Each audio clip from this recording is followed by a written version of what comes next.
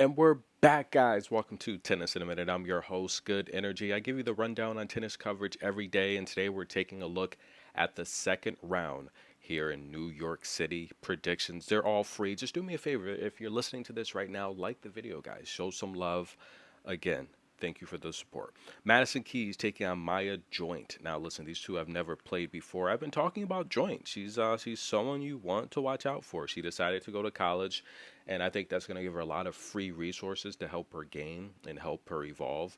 But she's winning matches, guys. She's already won 54 matches this season. I told you to watch out for her, and I think she's at the point where she can come through qualifiers in any draw. She's really that good. And this is why a lot of players are taking the college route, i.e., Danielle Collins, Peyton Stearns, Emma Navarro. It's a great way to really, where in the past, if you were ready for the main tour, you just went to the main tour. But now I think the main tour is so competitive. A lot of ladies are using college for the free coaching, the free resources, to build their strength, their game, and their mental IQ. And it's paying dividends for Maya Joint, who's won 7 of her last 10 matches. I mean, she beat Alicia Parks, ladies and gentlemen. You know, she's on a 4-match win streak. Chawalinska, Iga's Bessie, Shimanovic, Haley Baptiste, and Laura Sigmund. Now, I told you she would beat Laura Sigmund. That was an easy payday for you. Taking on Madison Keys, who took out Senyakova in the first round. This is a big step up in power. Big step up. Madison Keys has that game-changing power to where if you can't match it, there's not really much you can do. And the win against Katarina kind of showed that. Katarina is on a different level than Maya Joint. And I think you're going to see that here in this matchup. I think the forehand of Madison Keys, it's going to back up Joint into a lot of mistakes. So I like Madison Keys to get the victory here. And I gave this pick out already. Qinwen taking on Erika Andreeva. Now, a lot of you wonder why, we don't call her Qinwen Zheng. We call her Qinwen. The reality here is, I'm going to give you a hint. Go back to last year's New York U.S. Open. Watch her interviews, and she talks about this, okay? So Qinwen takes on Erika Andreeva.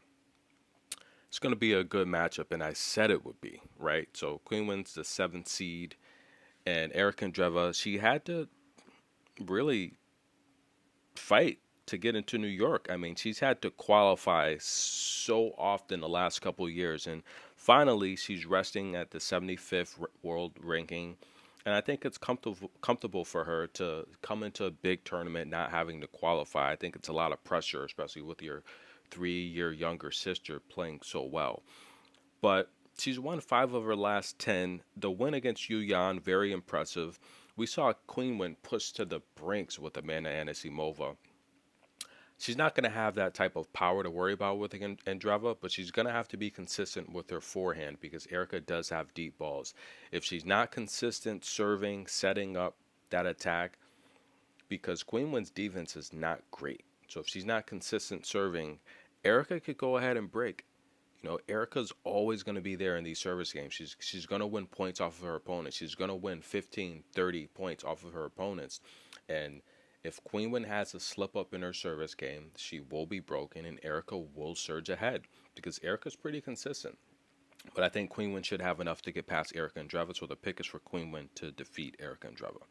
Next up, Ekaterina taking on Jovic, who was the qualifier. Katerina's the 29th seed, and is Jovic? I think she's a wild card. So Jovic here. Look, this is a shot at the big stage here. She took out Magda Linette here, and she has to be living the dream here.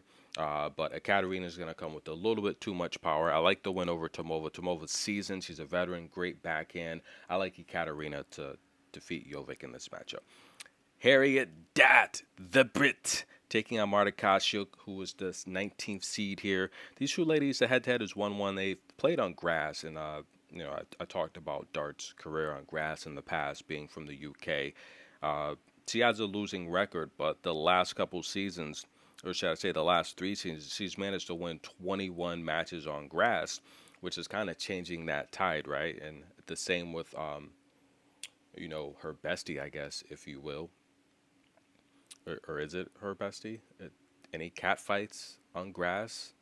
Katie Bolter.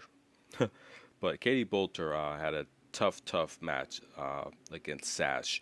But listen, guys, this is a matchup here where Dart, she took out Chloe Paquette, who just wasn't in form. Marta took out Kessler, who was in great form. I think Marta has enough to get past Harriet Dart. Why? I think you factor in Dart wants to get to her backhand. Forehand's a little shaky. Marta, I don't see Dart being able to get under these short balls that Marta's going to send her.